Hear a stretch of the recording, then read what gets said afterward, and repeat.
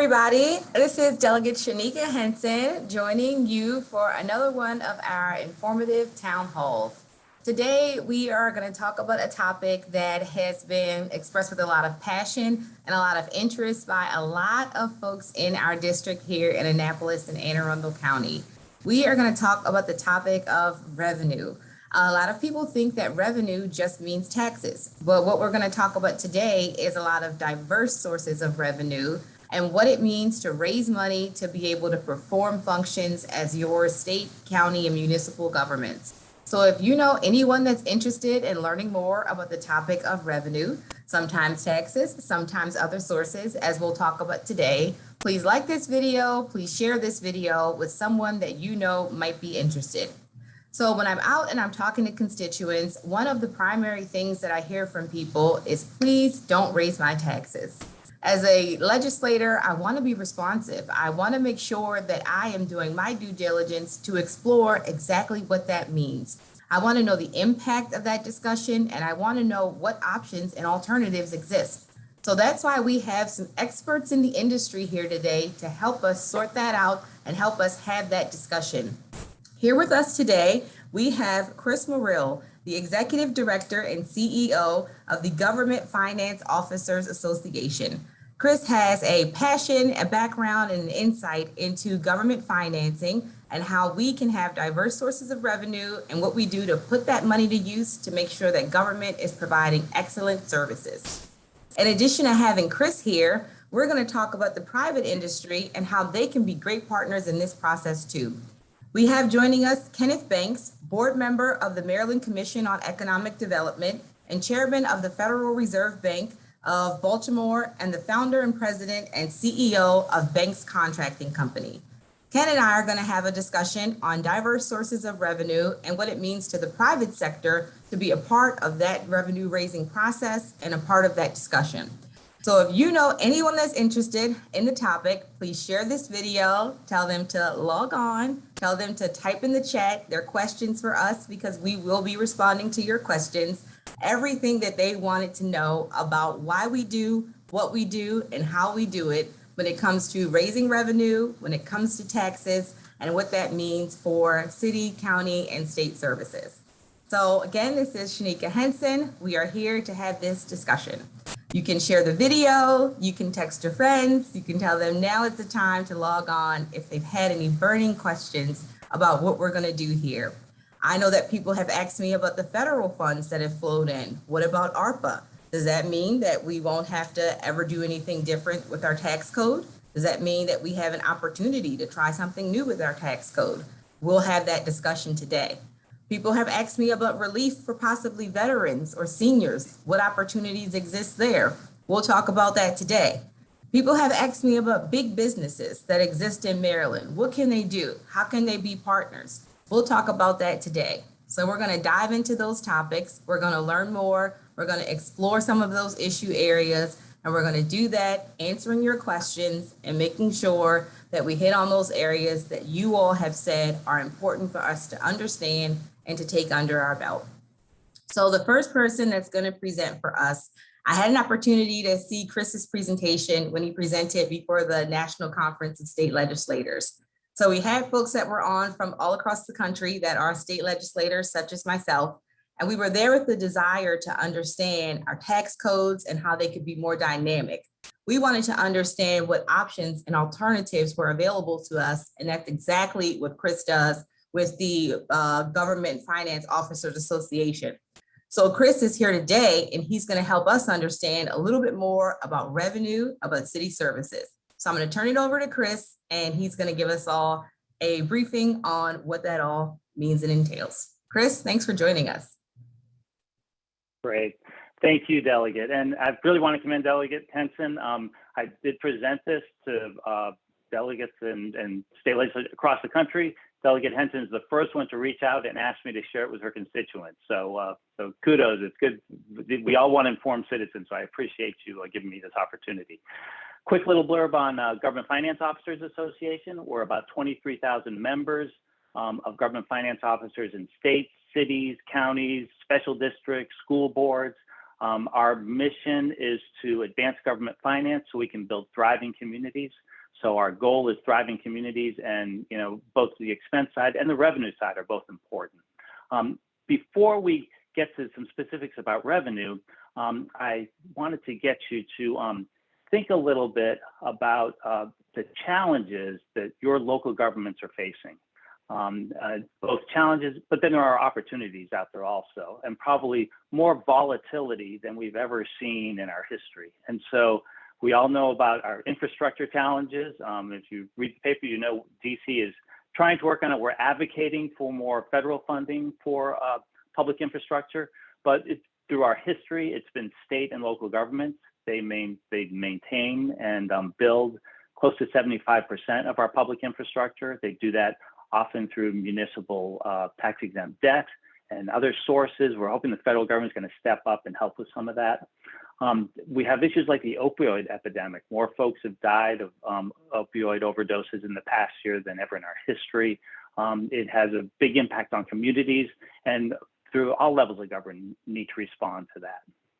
Climate change, there's a whole range of ways that it's impacting us, and it's not just a thing that we're worried about in 5 or 10 or 15 years, but we know it's happening to us right now.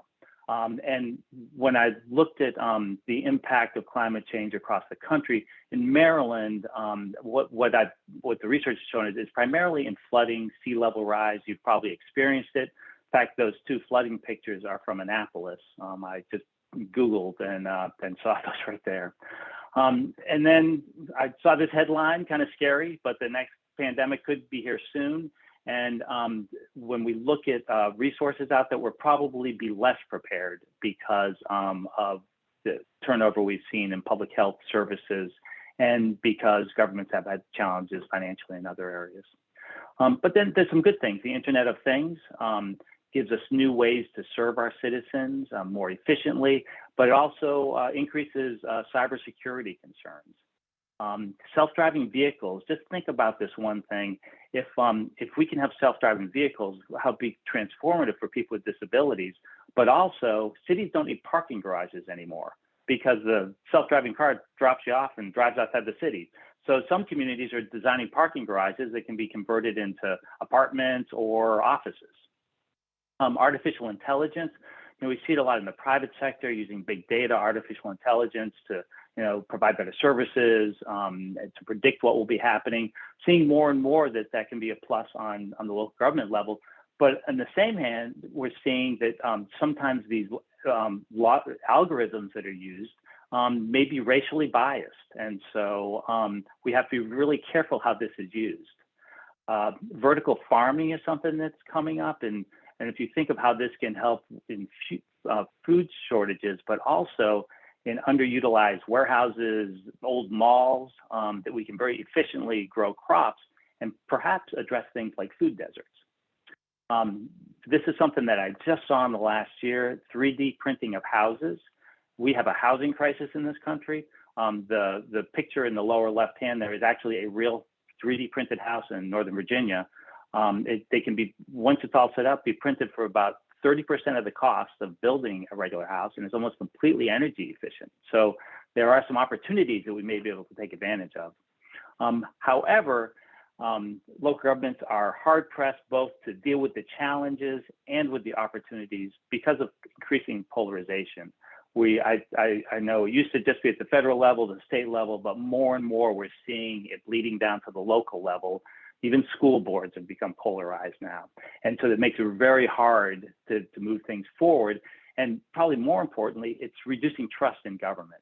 So Gallup has been surveying for decades on people's trust in government. And you can see it's declined, it's the federal executive, federal legislative, big decline. State government's gone down quite a bit, and we're even seeing it now at the local level. And until we can build trust in government and people have faith in it, they're not going to want to pay their taxes. They're not going to want to be engaged citizens. So we have to deal with the issue of trust. You may find this, before the pandemic hit, we surveyed our members, their finance officers, as I said, around the country, and we asked them their biggest challenges. And if you look at the top 2 are revenue. The reality is that the local government revenue system, and it's different by state under our federal constitution, local governments are creatures of the state. So the state they have no constitutional authority on their own. And so each state approaches it a little differently. But the reality is most of the local government revenue systems are based on an agrarian economy. They were developed in the 1800s, maybe an industrial in the 1900s, but they really do not serve us well in a digital age and in what's happening now in terms of being adequate and being equitable and fair. So you can see that's why revenue is the big issue. Also on uncertainty with state government and state and federal regulations. Talk a little bit more about those. One in particular, you don't have this issue as much in Maryland, but in many states, they have put an absolute cap on how much local government revenue can grow. And so if you think about that, if you look on the left, you can grow 2 to 3% a year. It's capped at that. A recession hits, your revenue goes down. And then the hope is you get back up to your level because your service demands haven't gone down. They've probably gone up. But you look on the right, what happens is that once it goes down, it resets. And you can then only grow 2 or 3% a year. And we see the real life impacts of that. Here's a chart that shows how long it has taken local governments, and this is nationally on average, to recover from each of the last recessions. So you can see in 1990 recession, it took about 5 years. That's the blue line. In the 2001 recession, about 6 years. That was the dot-com bust. Then look at the 2007, the Great Recession, and it took 13 years for local governments just to get back to where they were in terms of their revenue. During those years, challenges increased, demand for services increased. And so it's really hard under our current, and that's both because of state tax caps on growth, and then also because the revenue system is not set up for a modern economy. And so, on the other hand, local government still did the right thing. You can see where it kind of peaks right here, and then the recession hit. They drew down on their reserves, but then even though their revenue was declining, they continued to build their reserves, which was critical, so that local governments were fairly well ready for when the pandemic hit. But then it knocked over all the progress that they were making. And so some of the steps that they took in general, some broad-based cuts, kind of just froze everything where it was. They reduced staffing, froze vacancies.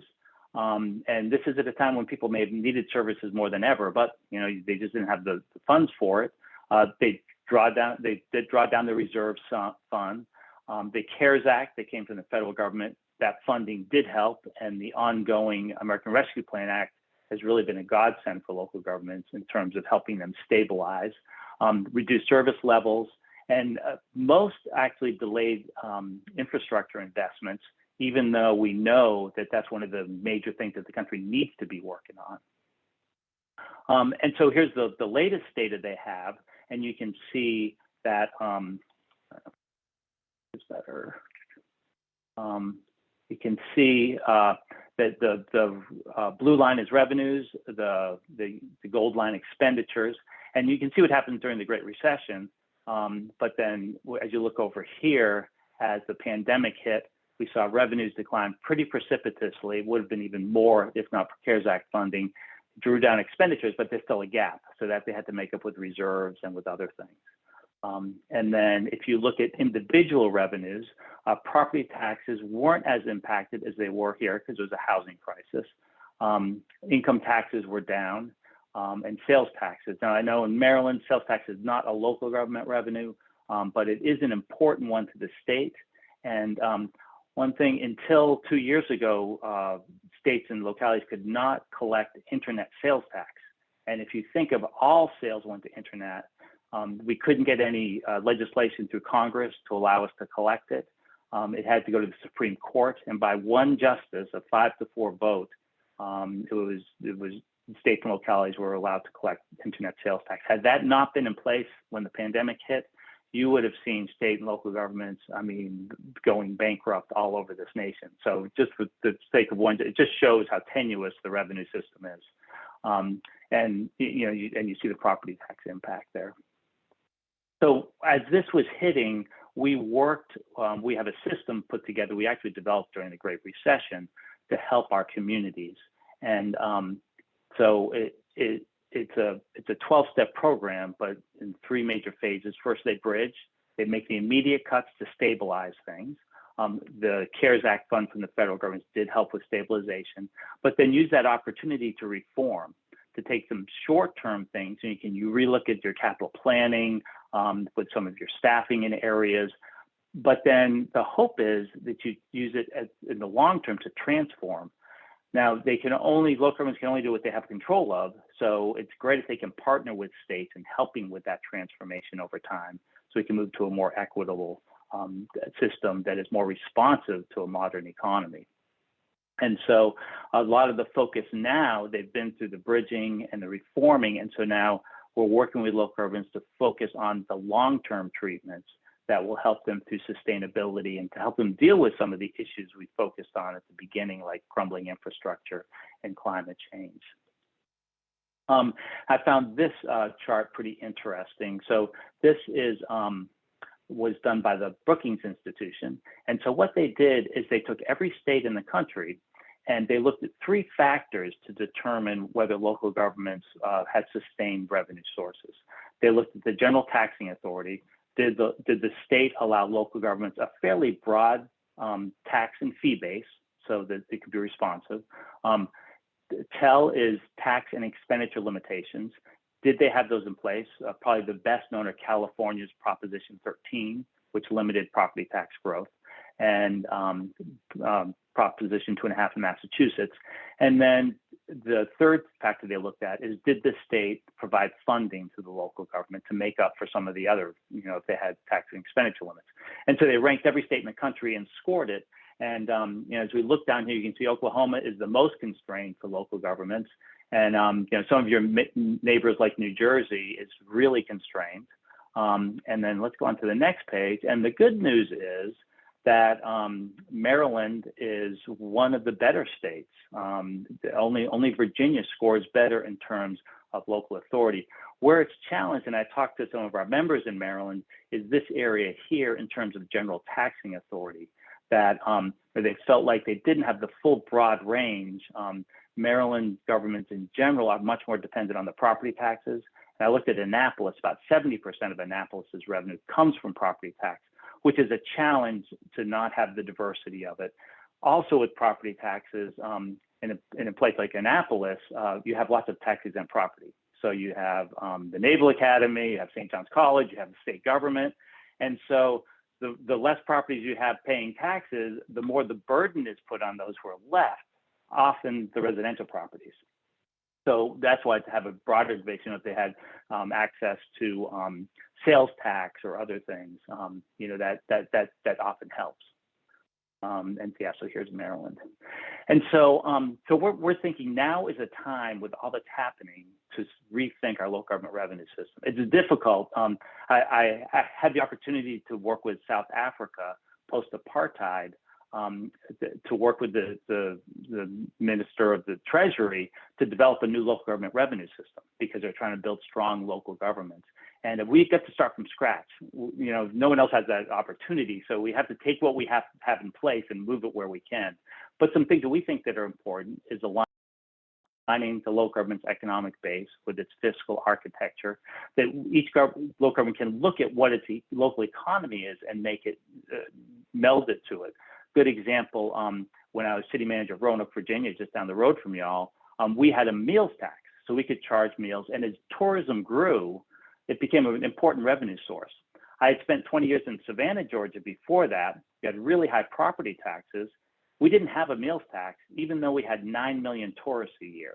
I estimated that if we had the opportunity to put in a meals tax, we probably could have reduced our property tax rates by half to benefit local revenue. But the state didn't allow us that authority. So think of, can it be responsive to your local economy? This heavy reliance on property taxes can be a challenge. Some areas, like parts of Pittsburgh, have looked at rejiggering the property tax, where it's based more on the value of the land, not on the improvements on it. So then it's not a disincentive to improve properties. So I know in Roanoke, we had some slumlords who every year they just let their properties decline more, and they paid less in taxes because the value went down, even though they were charging their tenants the same rents. So if we're just taxing the land, they would be more likely to make improvements and want to get the most out of it. expand the composition of sales tax. You can see this chart here that we've moved from a goods economy to a services economy, but the sales tax pretty much just taxes goods. So is there a way we can get at services? This idea of a bargain with states, say, states, give us more authority at the local level, and then you can cut your spending to us because we'd rather control that ourselves. This idea of a counter-cyclical, so that we actually have mechanisms in place so when there's a recession, automatically your funding from state and federal government goes up so you can maintain services when people need them most. One we've been looking a lot at is equity.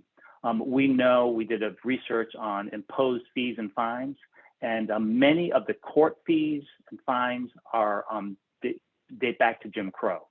And they have real racial disparities in them. And it often ends up with, someone may have a minor infraction, they end up in the court system, they lose their license. So it has impacts all the way down the line. And as property taxes and others have been capped, governments have moved more to fees and fines. For example, Ferguson, Missouri, a big part of the revenue comes from fees, fines, parking, traffic tickets. And that may be one reason why citizens lost trust in the police department. They became a revenue collecting agency rather than one to serve the public. And then some new sources of revenue. A quick one is this idea of an urban wealth fund. Coincidentally, we're working with your former governor, Governor O'Malley, on this as an advisor. It's not done in the US yet, but in Scandinavian countries, Asian countries, what they do is a government looks at all its assets, and they'll often find they have property maybe next to a river or on the coast that's underutilized. Their parking system, they bundle it together and they don't sell it or privatize it, but they manage it to have ongoing revenue, but it stays in the public realm. And then they use that revenue to address issues of past inequity, because often government externalities like landfills or transfer stations or wastewater treatment are in areas of low income people. And so they have disparate impact. And so let's make some revenue off of government property and help serve those areas. And then this is my last slide. We're now doing some research with a whole range of folks to look at how should we judge our tax system.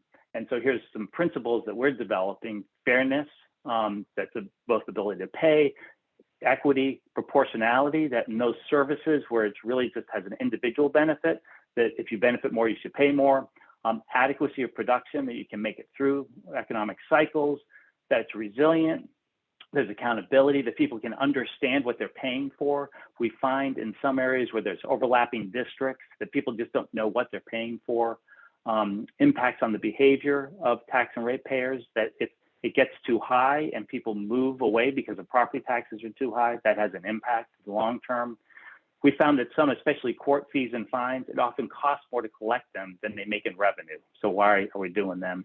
And then this idea of fairness, that we really look at the total tax burden that citizens have. And with that, I'm ending my show, and I'm happy to answer questions afterwards. If you go to our website, gfoa.org, we have lots more information on this. And I could talk about this for a long time, and my alarm just went off.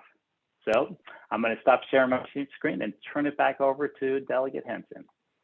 Thank you so much, Chris. That was incredibly informative. It was an outstanding presentation. It really helps to raise our awareness on revenue sources, where we kind of originated, the plans that we have for generating revenue, and what our opportunities are that exist now and then even into the future. We got a couple of questions while your presentation was going on. One of the questions touches on a topic that you mentioned about equity. Our question that came in from a resident here, Vantasha, she wants to know how we can make sure that big businesses are paying their fair share of taxes. What are your thoughts on that? Sure. Yeah, really at the local level, primarily it's going to be through the property taxes. And as I said, property taxes are not necessarily a good measure of wealth as they were in the 1800s, when that's all that you had. So it's difficult to tell, but there are other ways you can get at that. I know, like for example, in Roanoke, we created a stormwater utility where you would pay based on square feet of impervious surfaces that you had. So a Walmart with a big parking lot that had a big impact on the neighborhood would pay more in fees. So you almost have to look at each one and make sure. But really, for corporations, it's probably more at the state level that you're going to get at that, because it's too easy to move from city to city, and so the state probably needs to be the one that collects those revenues, I guess, as they do in Maryland with the income taxes and business taxes, and then share that down with local governments. That makes perfect sense. Thank you for the question, Natasha, and thank you for the answer, Chris. Mm-hmm. Chris, thanks for the presentation, for helping us understand the current status, the past, and in the future as well, about revenue for our locals and our state governments. That was super informative. Thank you. I want to bring into the discussion Ken Banks. Ken, I want to put the flip side of the discussion front and center now and talk about our private sector and our businesses, and how our local government and state government revenue raising mechanisms, how they're impacted by businesses, and how businesses can impact those revenue raising opportunities that we have. Ken, can you help me get the conversation started on where opportunities exist for our businesses to be involved in this discussion? It would not be a virtual town hall if someone didn't have to say, Ken, you're on mute. Yeah, you're still on mute. That's okay. Okay, you got me? Got you now. All right, so thank you so much. And I appreciate the fact that you have asked me to come in and talk about revenue versus taxes, and I applaud you as a state delegate to bring that to the forefront and to work on raising revenue as opposed to raising taxes. So thank you very much. In terms of businesses can support in many different ways. I think what we were talking about, like for instance, public-private partnerships. I think that's an incredible way for businesses to get involved in the welfare of municipalities, in this case, Annapolis. When you look at somebody like Jamie Dimon, who's the head of JP Morgan Chase, and what he did in Detroit by forwarding some program, partnering with the city to work on some programs to help with training and education and a host of other things that they were able to really, and also the person from Quicken Loans, they partnered and got Detroit moving again. It's really a Renaissance story. And so there are always people around, or always businesses. Businesses sometimes get a bad reputation. They don't do this and they don't do that, but other times they can be very, very helpful and want to help in terms of supporting municipalities. So in that case, in that way, businesses can be quite supportive. There's a number of other things that cities can do in order to gain extra income. One of the things I mentioned is this is really a federal program. It's a CRA, which is a Community Reinvestment Act. Community Reinvestment Act was authored by Congress in 1977, and it requires the Federal Reserve and other financial institutions to encourage the banking institutions that operate in your area to do more with credit and to help with loans and different sorts of, there's a few different kinds of scenarios that they can be helpful, but every municipality should track the CRA funding in their area to make sure that they're getting the maximum out of that. And there's ways to go about that. There's actually classes at the Federal Reserve which kind of teach people how to do that. Nonprofits can avail of this situation, et cetera. So those are some of the things that can happen. I mean, there's a host of things we can talk about. Being a business-friendly city, for instance, and what does that really mean? What does it mean to be a business-friendly city? And some businesses will complain that, look, I can't get a permit through. I've been trying to get this permit for a month, and nothing's happened. There's little support in terms of location or protection, or so when you're a business-friendly city, you're trying to attract not only being friendly, but you're trying to attract businesses to your city. And there's a number of ways to do that also. And I'm speaking, I guess, quickly, that all of these things I can talk, every subject I can talk about for 20 minutes. So I'm kind of going through that. So if there's questions about any particular thing, stop me and I can talk further. And I do want to jump in. We had a question that I think is going to tie into exactly what you're saying. The last survey of Maryland's budget, when we look at our revenue and get our revenue projections from our budget analysts, the last time they said that our revenue projections were better than expected. And not only that, but better than they had possibly been before, and that we were looking at a major surplus in our budget. And one of the questions that we got from our listeners was what to do with the Maryland surplus, what to do with the surplus in our budget. So as you are helping us understand how state government, local government can be business friendly to attract the kind of investment that you're talking about, if we're looking at a time where we have some surplus in the budget, what types of things could we do with the budget surplus that could make the state, the counties, and the cities business friendly?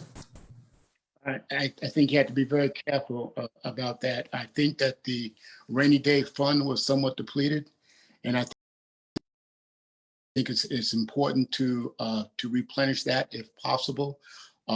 As I look into, just left the Federal Reserve meeting today, this morning, and one of the things we're looking at is everything is more expensive, as we know. Inflation is probably here to stay for a while.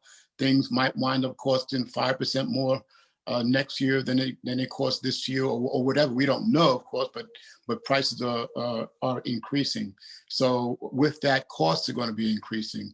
So when you have an excess, what to do with that excess is to spend it very carefully. If the cities can get, and so that's on the state level. So how is the state going to distribute those excesses? And that's going to be important. And then, and I think once they do, they're probably not going to legislate what the cities or municipalities must do with that income. So it winds up being up to the municipalities. Is that correct? And so the municipalities have to say, okay, well, this is what we should do with the money. But I would always go toward looking at ways to increase revenue. So does any of that money come into the municipality? Can that be earmarked to help to increase revenue? Can that be used to do those kinds of situations? So, in terms of specifics, I don't know, because I had to know your city and your city budgets. I think the first thing to do, what Chris mentioned, is to go through and go through a cost cutting scenario, because even though there's a budget surplus this year, you probably can expect less funding from the federal side to the states in the short term. And so that funding, it could be a one-time scenario. So what you do with that, I think, is be very careful with this development. Thank you. I think that the way that they presented it to us, that there was a structural surplus, and those were words that we don't usually hear together. So I think that this will present some opportunities for us in the upcoming sessions to see where we can find perhaps relief for certain segments of our population that have been asking for that, but also, to your point, very cautiously looking at price pressures and cost of living increases and things that have raised the basic cost of doing business. So that's an excellent point, and I hope that answers the question that we got about looking at the opportunities that exist in our surplus, perhaps very cautiously and with a long-term view of what other challenges we might be facing in the future. I think that's an excellent analysis on it. As you were speaking about opportunities for, you didn't use the term public-private partnerships, but the private sector investing in some things that have public benefit. It harkened back to what Chris was speaking about with the Urban Wealth Fund that they're working on internationally. Can you help us understand what types of things can be done when private sectors invest in public benefit projects, and just break that term down a little bit more for us, Ken? Well, public-private partnerships are generally something that the public domain would offer to in terms of an RFP or an RFQ. And for instance, let's say there's a piece of property in an area and it's next to a waterway and it's a good place for development of, so let's say developing of housing and maybe retail, et cetera, et cetera. Well, in that case, the offering entity has an opportunity to sell it. All right. And if you sell it outright, then that's not a partnership. That's just a sale. But you might say, well, we will sell you, we will lease you the land. And so there's a continual income stream over time. So that lease can be 10 years, 30 years, or even 99 years. So what is that? So instead of selling it outright, you have the opportunity to lease it. And you might also say that we also want 10% of net proceeds of the business, or 5%, or whatever it is that can be negotiated. And maybe that can be increased over time or not. There's a lot of negotiation, but that would be a public-private partnership where both entities are invested in making sure that this project succeeds. And so there's public benefit and there's also private benefit. So it works. And there's a lot of other examples. Let's say in college housing, for instance, a developer can come in and put up housing units on his money and be paid back over time. And it's something I mentioned before. This is a revenue creating venture. So for instance, anytime a municipality has a revenue generating place. So let's say a building, let's say a parking garage where you gain, the city owns it, but they gain income from it through through the fees that the individual drivers pay. And so what you say, we have a revenue stream, and that revenue stream is whatever it is. Let's say it's $500,000 a year net from that facility. Or you can either continue that, which is a good thing, or you could say, we want to capitalize that asset that the city owns. And there are things called sale leaseback.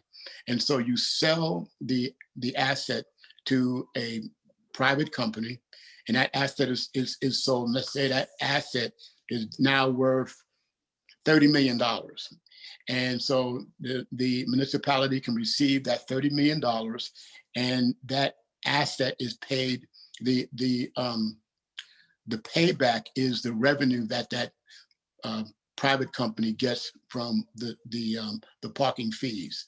Okay, and also it's a sale leaseback.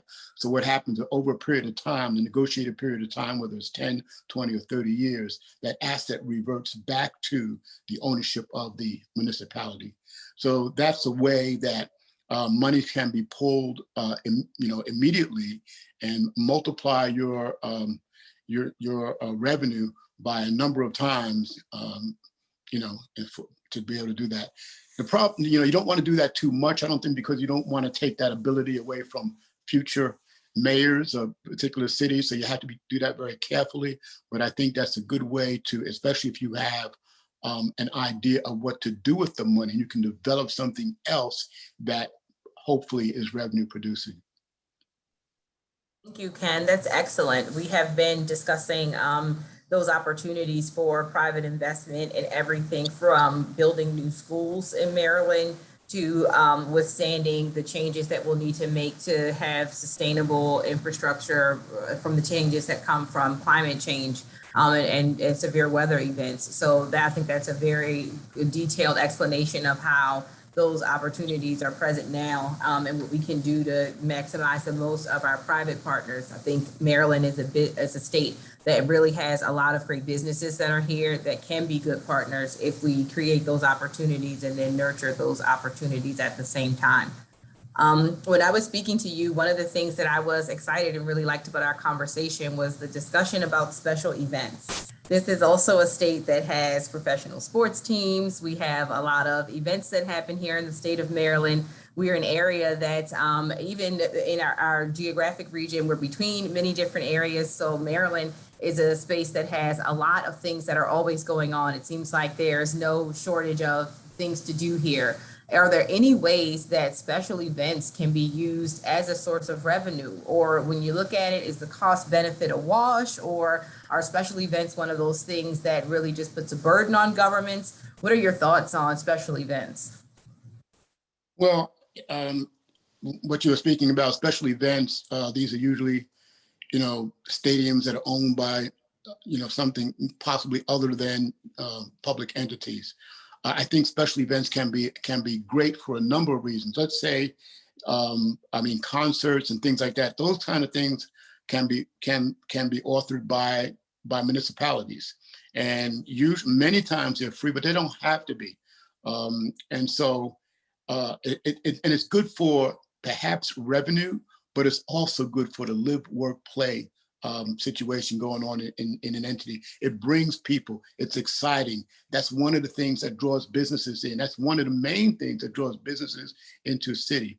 New businesses that move into a city are usually young businesses, and they're usually businesses that have young people, and they want to do certain things. And so to have those kind of events, I think they can definitely be income producing if they're run properly. They can also be part of a public-private partnership where somebody who's done it before and knows how to get it done is a partner in it or receives some sort of income from doing that. So I think there's nothing but upside for that. Just don't lose money. That's all.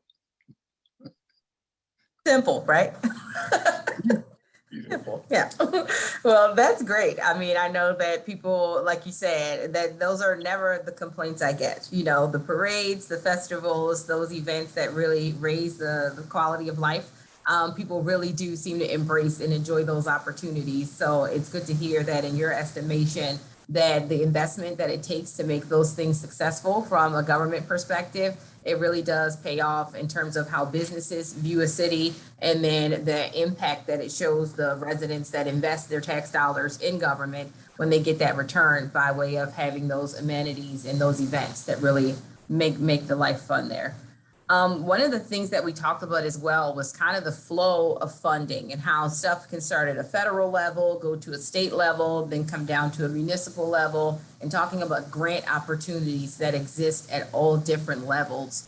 Ken, did you have any thoughts that you wanted to share on the opportunities that different levels of government can take advantage of on grant funding from other levels of government? Well, I do. This is the great untapped resource, I think, especially on the federal side. That there's a commitment for the state, there's a commitment for municipalities to have people tracking all of the federal grants that are available that inure to the benefit of your municipality, and whether it benefits the public, the public structure or the individuals in the city. It doesn't really matter. Bringing money into a municipality is important no matter who gets it. It helps with jobs, it helps with income taxes, et cetera, et cetera. So yes, so to tracking, if you can find grants from the federal government, that's of great value. And so I always suggest to have people who understand the process, who do nothing but try to find those kind of federal grants and bring them to this and bring them home. I think that's their job. I also think that there's many opportunities on the private side, and all of the Fortune 500 or Fortune 1000 companies, they generally have foundations. Those foundations generally have a specific goal in mind in order to distribute their funds. And so to become an expert at those opportunities and have somebody who studies that and say, hey, this would apply to my place, then, and then begin to understand the application process and begin to go after those awards. I think the expenditure of finding some people who do that is well worth the investment. And because hopefully they'll be able to bring in many times the salaries that they're paid. Thank you for that. Yeah, I think that beating the drum of the value of not only taking advantage of grants, but being an active participant and looking for grants and managing that process just as efficiently as managing the process of collecting revenue, but also having the grants as part of the portfolio. That's an excellent endorsement of it. One of the things that we talked about was also making sure that governments had the opportunity to attract businesses to their localities. And I know that the conversation on that, as you've explained to me, can be pretty complex. Every jurisdiction, every state, every county has unique features that might make it attractive for certain types of businesses. But just a general discussion on the value of that, on what you see as the role of government in attracting businesses. Can you help us understand, if at all, there's a place or a role for government in attracting and soliciting businesses to their area?